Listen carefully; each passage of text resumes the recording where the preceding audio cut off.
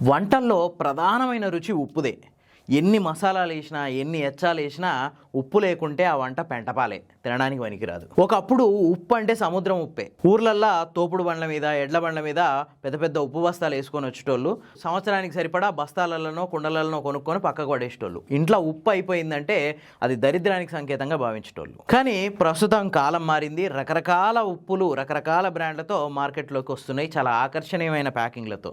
దీంతో పాటు రకరకాల సమస్యలు వచ్చినాయి. బీపీలు, షుగర్లు, హార్ట్ ప్రాబ్లమ్స్, వీటన్నిటికీ ఉప్పే ప్రధాన కారణం అనే ప్రచారం జరుగుతుంది. దీనివల్ల అసలు ఏ ఉప్పు వాడాలి? మార్కెట్లలో కూడా రకరకాల ఉప్పులు దొరుకుతున్నాయి. రాక్ సాల్ట్ అని, పింక్ సాల్ట్ అని, బ్లాక్ సాల్ట్ అని, సైంధవ లవణం అని, ఇట్లా రకరకాల ముచ్చట్లు వస్తున్నాయి. మరి ఇందులో ఏది వాడాలి? ఈ విషయంలోనే చాలామందికి రకరకాల అభిప్రాయాలు ఉంటున్నాయి. కొన్ని అపోహలు ప్రచారం అవుతున్నాయి, కొన్ని నిజాలు ప్రచారం అవుతున్నాయి, కొన్ని వాస్తవాలు అవాస్తవాలు, ఇట్లా రకరకాల ఉన్నాయి. మరి వీటిలో ఏది మంచిది ఏది మంచిది కాదంటే జాతీయ పోషకాహార సంస్థ మాత్రం ఉప్పులన్నీ ఒకటే, ఏ ఉప్పు ఇది ఎక్కువ ఇది తక్కువ అని చెప్పట్లేదు. అన్ని ఉప్పులు ఈక్వలే. ఏ ఉప్పు అయినా మితంగా వాడితేనే ఆరోగ్యానికి మంచిది అని చెప్పి చెప్తుంది. సాధారణంగా ప్రకృతి మనకు రెండు రకాల ఉప్పులను ఇస్తుంది. ఒకటి మైన్ల నుంచి, అంటే భూగర్భం నుంచి వెలికి తీసేది. రెండోది సముద్రం నుంచి తీసేది. సముద్రం నుంచి ఉప్పు ఎట్లా తీసామో మనకు తెలుసు కదా. సముద్రం నీళ్ళని మడులు కట్టి వాటిని ఎండబెడితే ఉప్పు వస్తుంది. దీన్నే మనం కల్లుప్పు అంటాం. ఇది 96% స్వచ్ఛతతో ఉంటుంది. దీన్ని ప్రాసెస్ చేసి చిన్న చిన్న రవ్వలాగా చేసి దాంట్లో అయోడిన్ కలిపి గడ్డగట్టకుండా చేస్తే అదే ప్రాసెస్డ్ ఉప్పు. ఇది 99% స్వచ్ఛతతో ఉంటుంది.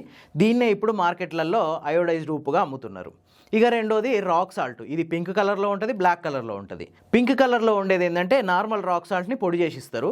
ఇక బ్లాక్ కలర్ అంటే దీంట్లో రకరకాల మిశ్రమాలు, అంటే ఎక్కువ కాలం నిల్వ ఉండేలా కొన్ని చెట్ల బెరళ్ళు, కొంత బొగ్గు, ఇట్లాంటివన్నీ కలిపి బ్లాక్ సాల్ట్ అని తయారు చేస్తున్నారు. ఇది ఎందుకంటే వంటకి కొంత ఎక్స్ట్రా రుచినిస్తుంది, అంతేకాకుండా ఎక్కువ కాలం నిల్వ ఉంటుంది. అంతే తప్ప సాధారణ ఉప్పుతో పోలిస్తే ఎట్లాంటి ప్రత్యేకమైన ఆరోగ్య ప్రయోజనాలు లేవు. దీని మీద ఇప్పటి వరకు ఎట్లాంటి సైంటిఫికల్ ప్రూఫ్స్ కూడా లేవు.